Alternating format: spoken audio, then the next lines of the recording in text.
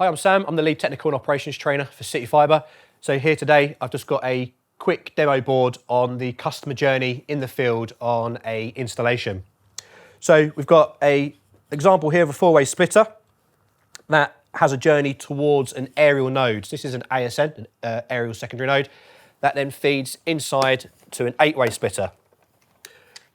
From this journey, at the top of the pole, we would install a customer aerial cable, which is plug and play. So it'll plug into one of the active ports and be fed from the pole to the customer building as so here. It'll be anchored off, tacked down to where it needs to go in towards the customer's CTB, so the customer termination box.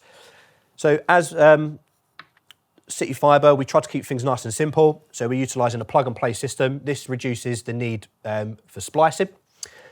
That then gets drilled through the customer's wall inside the house, where we then install the ONT, which is the optical network terminal.